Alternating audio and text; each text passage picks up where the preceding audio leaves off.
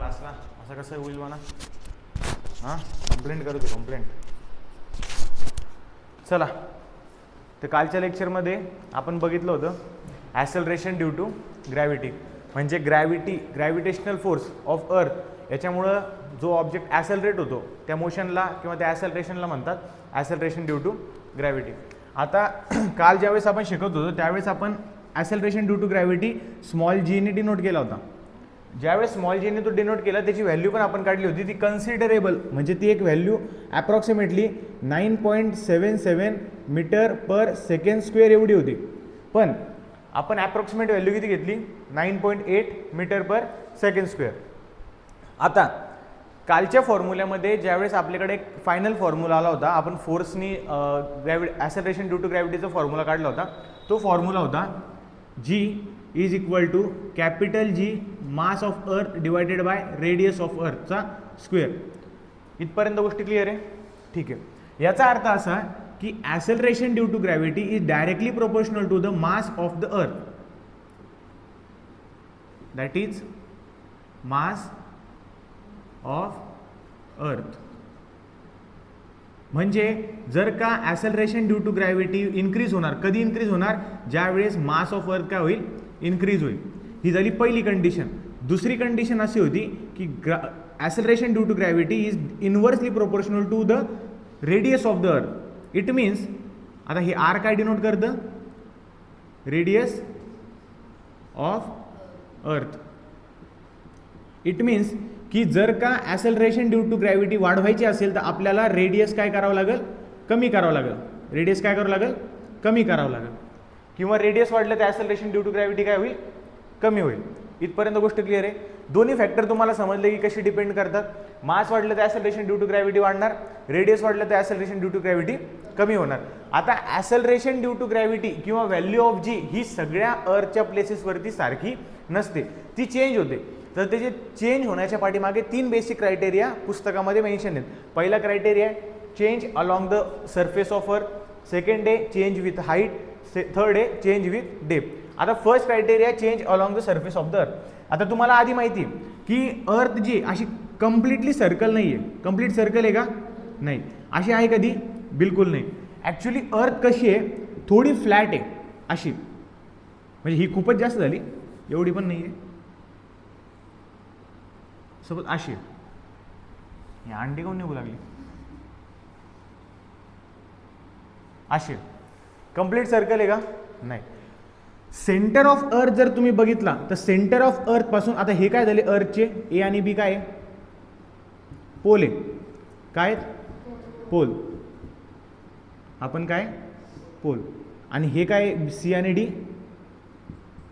Equators. काय? Equators. आता जर का तुम्ही बघितलं तर सेंटर पासून पोल पर्यंतचं डिस्टन्स कसं आहे? थोडं कमी आहे ॲज कम्पेअर टू इक्वेटर. समजतंय? म्हणजे सेंटर पासून पोल पर्यंतची जी रेडियस असणार आहे ती सारखी आहे का? इक्वेटर आणि पोलसाठी ती सारखी आहे का? नाही. ही पोलची जी रेडियस आहे ही थोडी कशी आहे? कमी आहे. इक्वेटरची रेडियस कशी आहे? जास्त आहे. म्हणजे अर्थ काय आहे? थोडी फ्लॅटन आहे पोल पोझिशनला आणि थोडी बल्ज आहे म्हणजे फुगलेली आहे कुठे? इक्वेटर पोझिशनला. समजतंय? तुमच्या पुस्तकामध्ये हे मेन्शन आहे. आता मग मला एक गोष्ट सांगा, मी जर म्हणतोय की acceleration due to gravity G factor जो आहे तो रेडियसवरती डिपेंड करतो, रेडियस ऑफ अर्थवरती डिपेंड करतो, मग आता ह्या कंडिशनमध्ये दोन्ही रेडियस सारखे आहेत का? नाही. म्हणजे इथं लागणारी जीची व्हॅल्यू आणि इथं लागणारी जीची व्हॅल्यू ही सेम आहे का? म्हणजे जर का मी बघितलं की जीची व्हॅल्यू जी पोलवरती आहे ती आणि जीची व्हॅल्यू जी इक्वेटरवरती आहे ती सेम असेल का? नसेल. का नसेल? कारण की acceleration due to gravity रेडियसवरती depend करते आणि दोन्ही पोझिशनला असणाऱ्या रेडियसमध्ये काय फरक आहे. जर का रेडियस वाढली तर ॲसेलरेशन कमी होणार आणि रेडियस कमी झालं तर ॲसेलरेशन वाढणार. पुस्तकामध्ये 2 व्हॅल्यू मेन्शन दिलेले आहेत तुम्हाला, जसं की त्याची हायेस्ट दिलेली आहे 9.8 जी की असणार आहे पोलला 9.832 मीटर पर सेकंड स्क्वेअर कुठं असणार आहे? पोलवरती. आणि इक्वेटरवरती दिलेली आहे 9.78 मीटर पर सेकंड स्क्वेअर. 9.78 मीटर पर सेकंड स्क्वेअर. दोन्ही व्हॅल्यूमध्ये काय फरक आहे? दोन्ही व्हॅल्यूमध्ये अगदी निग्लिजिबल फरक आहे. निग्लिजिबल म्हणजे काय? कन्सिडर न करण्यासारखा. कन्सिडर न करण्यासारखा. दोन्ही व्हॅल्यूमध्ये थोडासा मायन्यूटचा असा फरक तुम्हाला जाणवतो. हे झालं change along the surface of the अर्थ. इथपर्यंत समजलं? ठीक आहे. नेक्स्ट आहे चेंज विथ द हाईट. कशावरती? हे पुस्तक का राहू देऊ, बरं हे लिहून घ्या. एक सेकंड, मी इथं काय करतो, इक्वेटरचं लिहून देतो.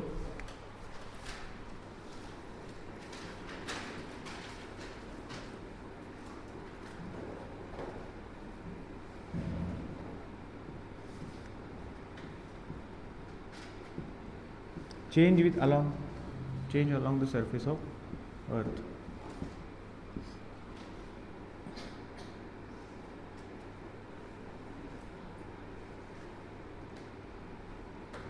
रेडियस जर का इन्क्रीज झाली देन काय होणार? ॲसेलरेशन किंवा व्हॅल्यू ऑफ जी कशी होणार? कमी होणार. समजतं इथपर्यंत? ठीक आहे. आता व्हॅल्यू ऑफ जी ॲट पोलला किती असेल? पोलला जास्त असेल. काय जास्त असेल? कारण की पोलला रेडियस कशी आहे? पोलची रेडियस कशी आहे? कमी आहे. मग किती होती ती?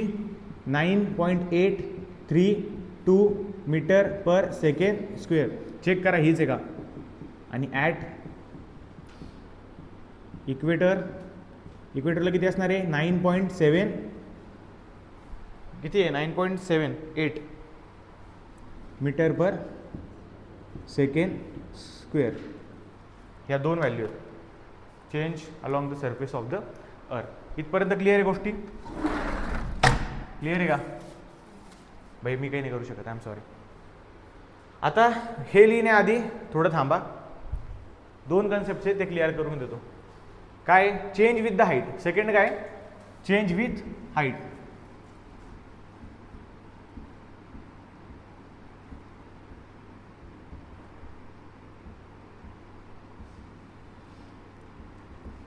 आता चेंज विथ हाईट कसं? मला एक गोष्ट सांगा नीट, बरं मला एक गोष्ट सांगा, जर का मी अर्थ प्लेस करतोय, ठीक आहे, सेंटरपासून सरफेसपर्यंत अर्थची रेडियस आहे 6400 किलोमीटर. ठीक आहे. सेंटरपासून सरफेसपर्यंत रेडियस किती आहे? 6400 किलोमीटर. आता एक एरोप्लेन आहे की जे उडते, तुमच्या पुस्तकामध्ये तेच एक्झाम्पल दिलेलं आहे. तर सरफेसपासून ते उडतंय 10 किलोमीटरवरती. किती किलोमीटरवरती? 10 किलोमीटरवरती. मग आता जीचा फॉर्म्युला काय होता आपल्याकडे? GM डिवायडेड बाय आरचा स्क्वेअर. मग आता ह्या कंडिशनमध्ये हा फॉर्म्युला ॲप्लिकेबल असेल का? बिलकुल नसणार, कारण की हाईट काय होतीये? वाढते. म्हणून आपण या हाईटमध्ये काय करतो? आणखीन एक H फॅक्टर ॲड करतो. H that is denoted by height. काय डिनोट करतो? हाईट. म्हणजे जी काही व्हॅल्यू असेल जीची, GM अपॉन R, त्याच्यामध्ये आपल्याला 10 किलोमीटर काय करावं लागेल? वाढवावं लागेल. काय करावं लागेल? वाढवावं लागेल.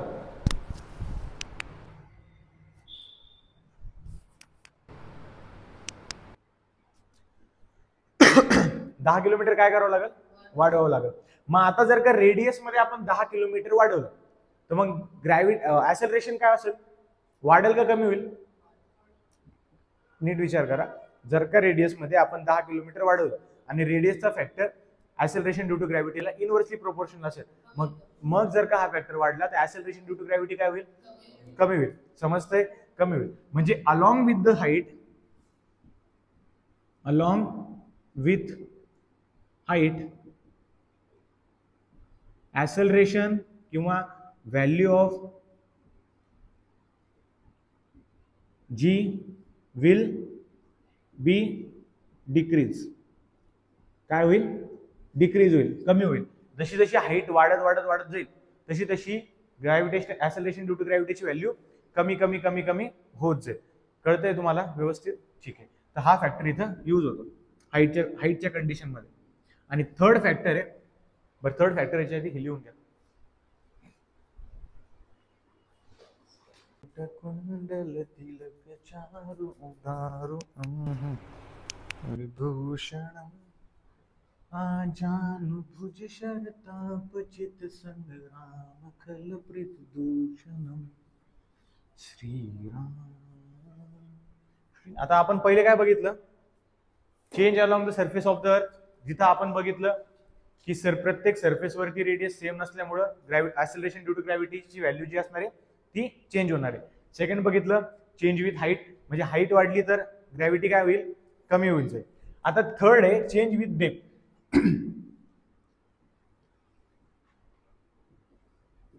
Change with depth. आता सर चेंज विथ डेप्थ म्हणजे कसं, आता सपोज कन्सिडर करा की एक अर्थ आहे, अर्थच्या मी एका पर्टिक्युलर पॉइंट पर्यंत खोदलं किंवा एक गड्डा केला आणि ह्या पॉइंट वरती ए, तर ह्या पॉइंट वरती लागणारा ऍक्सेलरेशन ड्यू टू ग्रॅव्हिटी काय असणार आहे मला कॅल्क्युलेट करायचं आहे. आता जो ओरिजिनल पॉइंट होता, जो ओरिजिनल एड होता, तर तिथे किती होती 9.8 मीटर पर सेकंड स्क्वेअर. मग आता इथं काय होतंय, हाईट कमी होते, रेडियस काय होती, कमी होती. मग ऍक्सेलरेशन ड्यू टू ग्रॅव्हिटीची व्हॅल्यू काय होईल, जर का रेडियस कमी झाली तर ऍक्सेलरेशन ड्यू टू ग्रॅव्हिटीची व्हॅल्यू काय होईल, जास्त होईल. बरोबर. मग तुमचं म्हणणं आहे की बाबा ए पॉइंट वरती 9.8 पेक्षा व्हॅल्यू कशी असेल, जास्त असेल. आली गाडी, काय असेल, जास्त असेल. पण हे सरासर गलत आहे. आता का गलत आहे, जर का ए या पॉइंट वरती मला ऍक्सेलरेशन ड्यू टू ग्रॅव्हिटीची व्हॅल्यू काढायची असेल तर ह्या बी पॉइंट पासून ए पॉइंट पर्यंत अर्थ रेडियस तर कमी झालेले आहे, पण ह्या सरफेस वरती असणारं अर्थचं मास पण आपण घेणार नाहीये ना, ते मास पण काय होईल, कॅन्सल आउट होऊन जाईल. म्हणजे आपण कन्सिडर कोणतं करणार आहे की या ए पासून तयार झालेलं अर्थचं नवीन मास. बरोबर. त्या ए पॉइंट पासून तयार झालेलं अर्थचं नवीन मास. मग may B J original mass of अर्थ आहे ते मास कसं असणार आहे, नवीन बनलेलं हे कमी असणार आहे ओरिजिनल अर्थ मास ऑफ अर्थ पेक्षा. म्हणजे अल्टिमेटली काय आहे की ज्या वेळेस तुम्ही डेप्थ मध्ये जातात, value when we go depth, ज्यावेळेस आपण डेप्थ कडे जातो, द व्हॅल्यू ऑफ जी